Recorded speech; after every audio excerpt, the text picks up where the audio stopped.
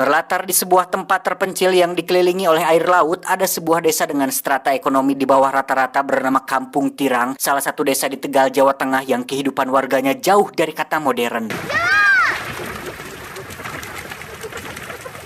Sore itu terdengar ada sebuah pengumuman kabar duka mengenai seorang anak kecil bernama Slamet yang ditemukan sudah tak bernyawa akibat tenggelam pada pukul 16.30 sore tadi. Dan inilah sang pembawa judul film ini, yakni seorang pria paruh baya bernama Turah yang merupakan warga asli Kampung Tirang yang saat itu kebetulan ikut melihat prosesi pemakaman Slamet yang sudah selesai dilakukan.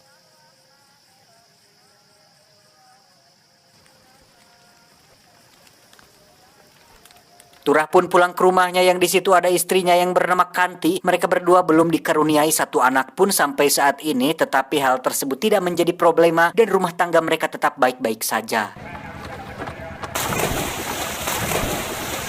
Keesokan paginya muncul dua petugas sensus penduduk yang sedang mendata satu persatu warga Kampung Tirang dalam rangka pilkada tahun ini. Selesai memberikan data keluarganya, Kanti pun iseng menanyakan tentang kapan Kampung Tirang bisa mendapatkan listrik dan air bersih. Karena dari pilkada sebelumnya sampai saat ini, mereka dijanjikan janji-janji manis yang sampai saat ini tidak pernah menjadi kenyataan. Dengan santai petugas sensus pun menjawab bahwa beliau tidak tahu menau dan itu bukan tugasnya, kemudian pergi meninggalkan Kanti tanpa memberikan penjelasan lebih lanjut. Saya tidak tahu, itu bukan kerjaan saya. Dan mari saya perkenalkan dengan seorang pria berkepala pelontos bernama Pakel. Ini cungurnya, dia merupakan orang kepercayaan juragan yang punya tambak ikan di kampung ini. Yang perlu diketahui bahwa sebagian besar warga Kampung Tirang hidup dengan bekerja untuk si juragan, termasuk air bersih yang saat ini baru saja tiba. Hati-hati, Gung. Gue harus rampung. Ketika Turah akan pergi bekerja untuk mengurusi tambak, saat itulah Pakel langsung menyuruh untuk pulang lagi oleh karena juragan sudah memberikan tugas baru, yakni menjaga warga Kampung Tirang sehingga dia tidak perlu lagi mengurusi tambak atau pergi ke tempat pelelangan. Ya wis kan, suwun. Ya. Nyong tak ngenteni nang balongan bae. Alhasil Turah pun pulang kembali ke rumahnya yang di situ Kanti kebetulan sedang masak untuk makan siang Turah yang biasa dia antar ke tempat kerjanya. Namun mendengar bahwa Turah sekarang bisa bekerja di rumah dan hanya bertugas untuk menjaga warga Kampung Tirang, hal itu pun disambut bahagia oleh Kanti yang bisa makan siang bersama suaminya. Nyong komangan nang omah bae wis tik. Indah kono rosah gawe maring balongan. Sementara itu kita akan dibawa ke tetangga sekaligus sahabat Turah yang masih warga Kampung Tirang. Beliau bernama Jadag, seorang pria dengan usia kepala 5 tapi masih suka mabuk-mabukan, main judi, togel dan segala macam kebiasaan buruk, sehingga wajar bila istrinya sering mengomel dan mengeluhkan tentang Jadag yang kerjanya semrawut dan tidak bisa memenuhi kebutuhan keluarganya. Turah yang muncul untuk menyapih atau menengahi pun sempat disentak oleh Jadag, tetapi dengan ikhlas dan maksud baik, Turah dengan sabarnya meminta Jadag untuk tetap tenang dan lihatlah anak mereka yang nyumput karena ketakutan. Namun karena istrinya sama-sama heras hulu, Turah terpaksa membawanya pergi dulu daripada terjadi hal-hal yang tidak diinginkan. Wis. Wong wadon lastrek. Wanang kon ya. Wis dak lu ngadeg. Lu ngadeg. Wong wadon nang turane. Lunga. Singkat cerita, siang hari pun tiba. Inilah saatnya saya perkenalkan kepada teman-teman semua, seorang juragan kaya dermawan yang belasan tahun sudah membantu dan memberi kehidupan untuk warga Kampung Tirang yang miskin ini, seperti listrik, air bersih, pekerjaan, dan lain-lain. Beliau bernama Darso, kita panggil saja Juragan Darso. Meskipun bukan pejabat atau kepala desa, Juragan Darso ini sangat peduli kepada warga Kampung Tirang, terutama orang-orang yang bekerja untuknya secara langsung seperti si Turah ini, yang disuruh untuk bilang saja apabila membutuhkan sesuatu untuk menunjang pekerjaannya. Ki wak balongan iki. Pun ageng-ageng kan. Kan butuh apa maning? Go bantu pegawene kono balongan. Pun cekap sedoyo kan. Temenan. Mari kan. Wis yo kagian sek-sek. Selain memiliki tambak ikan, Juragan Darso pun memiliki beberapa hewan ternak seperti kambing yang diurus oleh warga lain seperti bapak satu ini yang sistemnya itu seperti nengah bati atau 50-50 lah. Juragan yang punya modal, si bapak ini yang mengurus. Juragan Darso kemudian melanjutkan keliling kampungnya yang saat ini kita akan melihat seorang gadis kecil bernama Sulis yang hanya tinggal berdua saja bernama sang nenek. Tak ada tulang punggung atau sanak saudara yang menafkahi mereka berdua kecuali bantuan dari Juragan Darso yang selama ini diberikan untuk Sulis dan neneknya, juga Kanti yang rutin memberikan makanan seperti yang biasa dilakukan selama ini. Matur suwun nggih, Pak. Nah ya, genau sing kiyang ya. Nggih. Iya kan aku emang bareng. Aku wis parek Mbah Bas, Mam. Juragan Darso pun kembali melanjutkan perjalanannya yang kali ini beliau bertemu dengan istri Jadag yang kebetulan baru beres napian beas. Ketika Juragan bertanya, "Di mana suamimu?" Dia menjawab belum pulang. Namun ketika Juragan bertanya kepada Pakel apakah Jadag masuk kerja hari ini, dia pun mengatakan bahwa sudah 2 hari Jadag tidak masuk kerja tanpa ada kabar sedikit pun. Jadak anak, Lah, dereng wangsul kan? apalagi ngocok ya? Tong pelelangan mboten wonten. Nih anta, anak tangguhan liane. Apalagi ngocok ya? Saat akan pulang, Juragan pun kembali menekankan tugas baru Turah untuk menjaga keamanan dan kenyamanan warga Kampung Tirang sebaik mungkin, dan jika timbul masalah entah besar atau kecil, Turah bisa langsung melaporkannya ke Pakel atau Juragan Darso langsung sehingga semuanya bisa diselesaikan secara cepat dan efektif. Anggaran sembrang maning. Dikumpulna baik. Maunya tak undang dokter ya? Iya kan.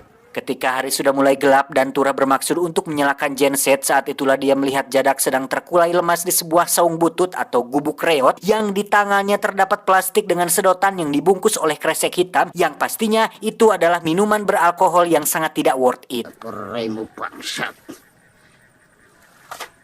Entah karena pengaruh minuman atau memang kenyataan, tapi Jadak bercerita kepada Turah mengenai dirinya yang iri terhadap Juragan Darso yang kaya, punya istri cantik dan tidak pernah mengomel. Namun dia mengaku tadi siang baru saja bertemu dengan istrinya Juragan Darso dan melakukan hubungan layaknya suami istri tanpa sepengetahuan siapapun. Jadak lanang jagat. Ya. Sebagai seorang pria yang tidak ingin ikut campur dalam masalah orang lain, Turah pun tidak peduli dengan semua yang dikatakan oleh Jadag dan memilih untuk mengantarkan dia pulang ke rumahnya. Setelah itu, Turah pun langsung menyalakan listrik sesuai jadwal, yaitu menggunakan mesin diesel merek Dongfeng sejenis genset berbahan bakar solar yang cara menghidupkannya dengan cara diputar secara manual.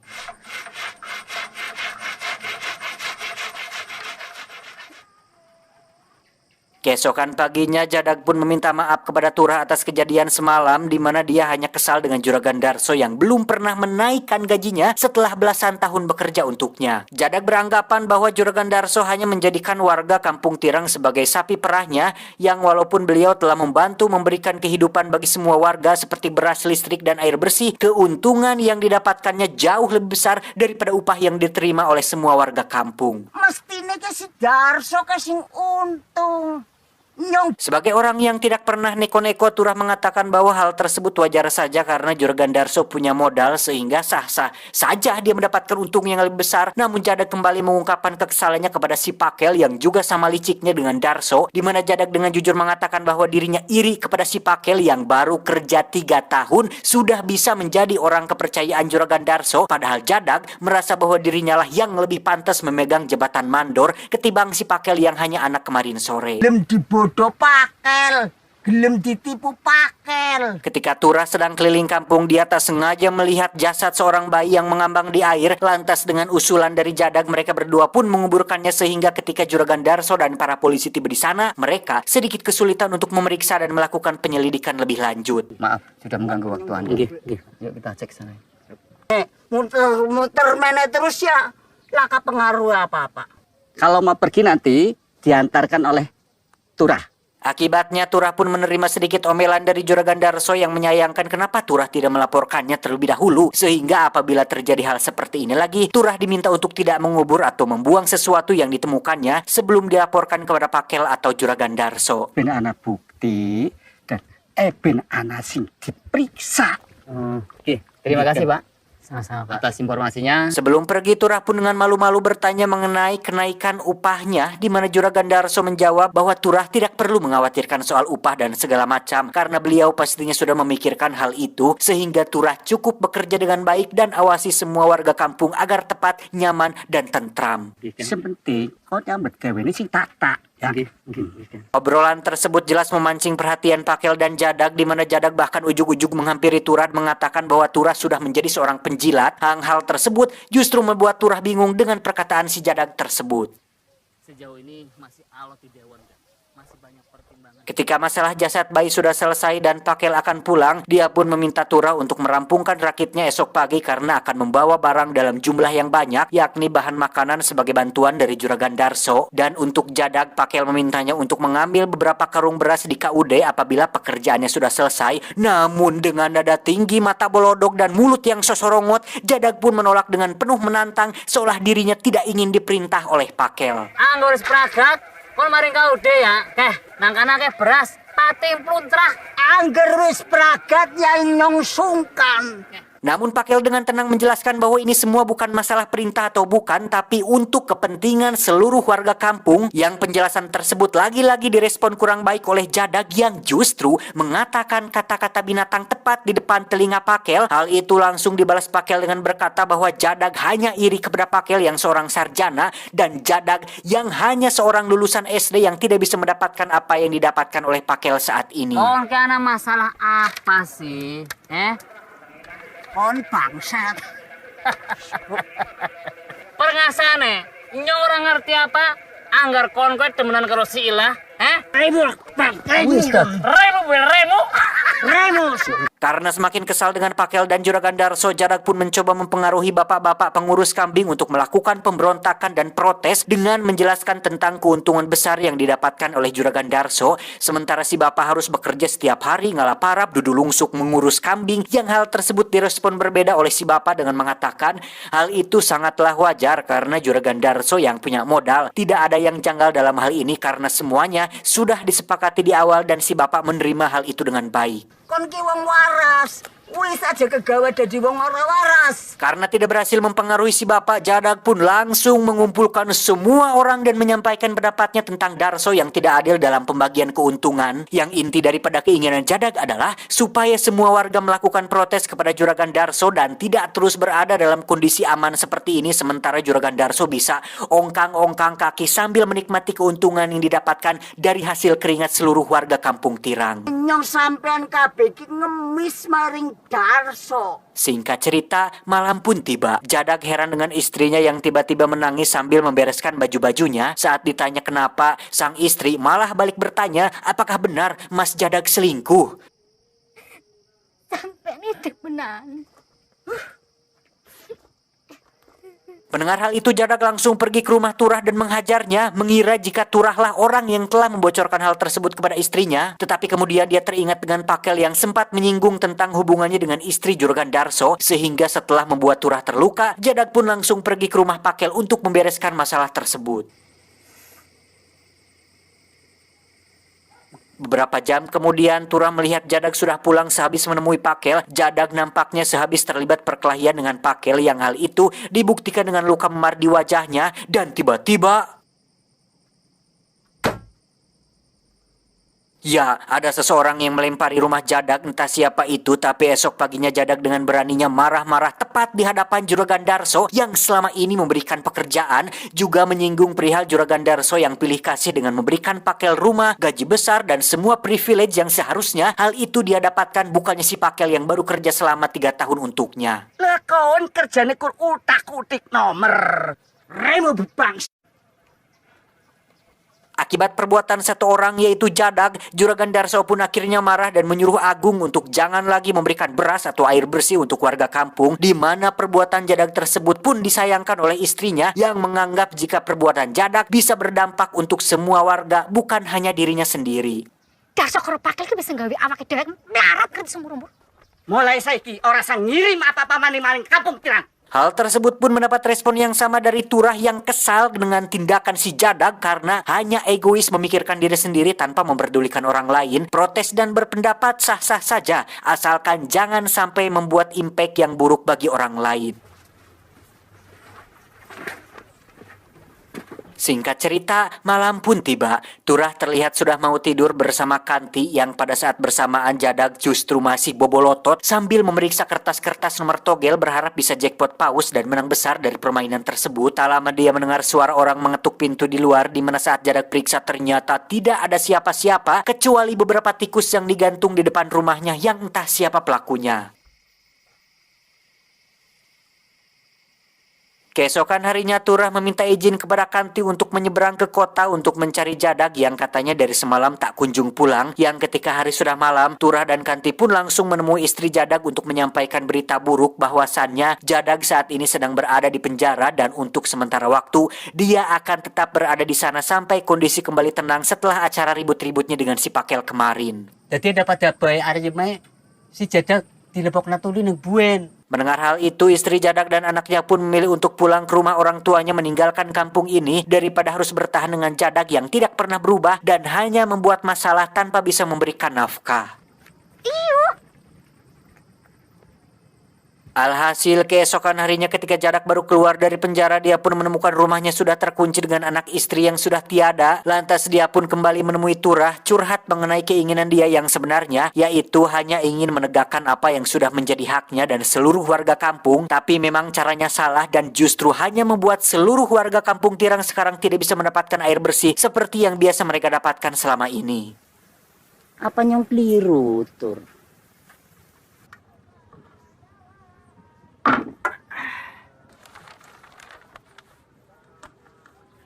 Sore menjelang malam muncul angin kencang disertai suara guludug bertanda akan hujan turun yang besar. Yang benar saja air hujan pun turun yang langsung ditadah oleh semua warga karena sekarang tidak ada pasokan air bersih dari Juragan Darso. Sementara itu Turah sedang menyalakan genset sesuai jadwal, di mana saat dia selesai melakukannya dan akan pulang kembali ke rumah, Turah melihat Jadag sedang digotong keluar oleh dua orang pria yang tidak terlalu kelihatan jelas wajahnya. Kemudian muncullah seseorang dari belakang Turah yang langsung mengalungkan celurit di lehernya. Lantas dia pun mengatakan agar Turah pulang saja dan jangan pernah berani menceritakan apa yang dilihatnya barusan.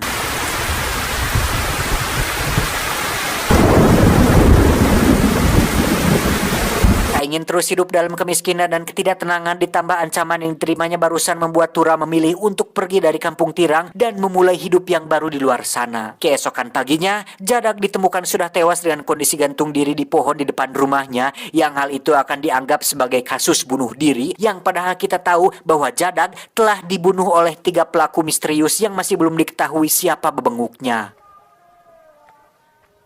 Innalillahi wa inna ilaihi raji'un.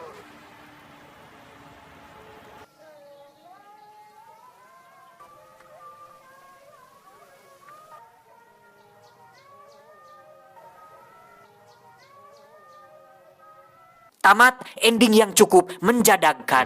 Banyak teori dari beberapa sumber yang mengatakan jika film ini adalah sebuah gambaran politik di Indonesia dan mengatakan jika pelaku yang telah membunuh Jadag di akhir film adalah orang suruhan si Pakel yang masih dendam terhadap perseteruannya malam itu. Banyak yang menganalogikan dan mengartikan film ini secara berlebihan, mengaitkan alur ceritanya dengan sistem pemerintahan dan kehidupan berpolitik yang rumit, sehingga membuat film ini terasa berat dan complicated untuk ditonton orang biasa. Padahal, film ini merupakan film dengan alur sederhana menggambarkan kehidupan kita sehari-hari, terkecuali bagi Anda yang tinggal di kota dan tidak pernah merasakan bagaimana rasanya menjadi miskin, mungkin tidak akan pernah mengerti sulitnya listrik, air bersih, kalau malam harus pakai damar. Damar itu sejenis lampu yang menyala menggunakan sumbu dan minyak tanah. Saya pribadi pernah mengalaminya waktu masih kecil.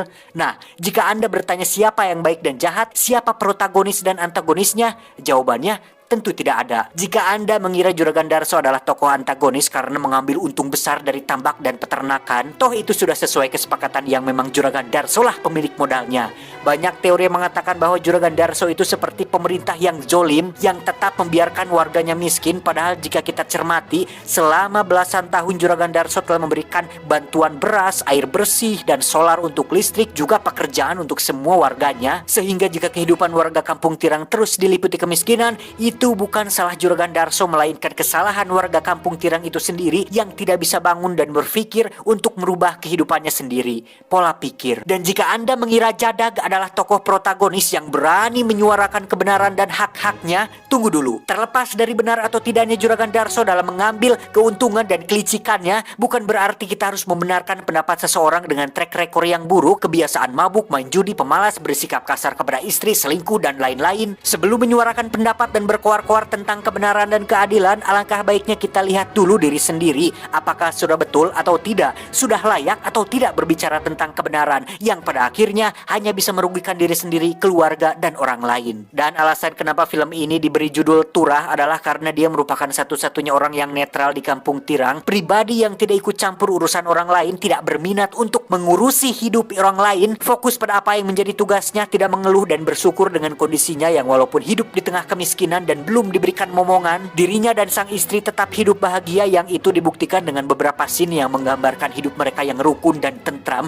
berbanding terbalik dengan kehidupan rumah tangga si Jadag. Lantas, siapakah pelaku yang telah membunuh Jadag? Banyak teori dari beberapa sumber yang mengatakan jika Jadag dibunuh oleh orang suruhan Pakel yang masih dendam akibat masalah malam itu. Padahal jika Anda cermati, logikanya jika Pakel melakukan hal tersebut, justru orang pertama yang diperiksa polisi adalah Pakel itu sendiri, yang meskipun terkesan bunuh diri, tetapi polisi tetap lebih pintar dalam masalah penyelidikan. Jika pelakunya Juragan Darso juga dirasa tidak mungkin, melihat dari sikap peduli dan track rekornya selama belasan tahun membantu warga Kampung Tirang, bisa disimpulkan bahwa Juragan Darso adalah tipikal orang yang tidak akan nekat melakukan hal seperti itu hanya gara-gara pernah dibentak oleh si Jadag. Tetapi masuk akal jika Juragan Darso sudah mengetahui tentang perselingkuhan istrinya dengan Jadag, kemungkinan besar Juragan Darso lah pelakunya. Tetapi dari sepanjang alur film tidak ada pernah satupun scene yang menceritakan tentang hal tersebut. Sehingga satu-satunya pelaku yang paling masuk akal untuk membunuh Jadag adalah warga Kampung Tirang itu sendiri, yang resah dan gelisah melihat tingkah laku Jadag yang berpotensi bisa membuat kehidupan Kampung Tirang menjadi lebih menderita akibat attitude-nya yang kurang baik kepada Juragan Darso, yang notabene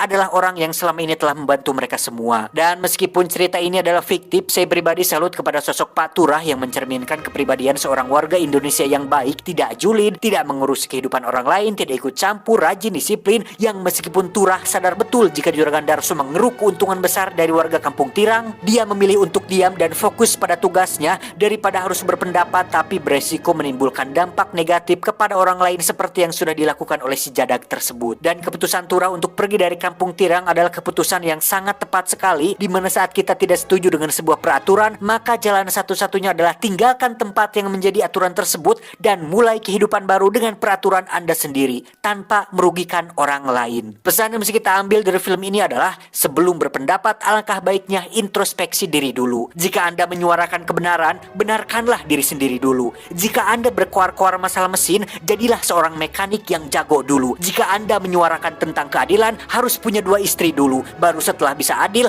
Anda bisa berbicara tentang keadilan. Wow. Intinya, pendapat seseorang akan didengar tergantung dari mulut siapa pendapat tersebut dikeluarkan. Saya John, mewakili direksi yang bertugas, mengucapkan terima kasih dan sampai jumpa di video selanjutnya. Adios. Kekurangan omega 3.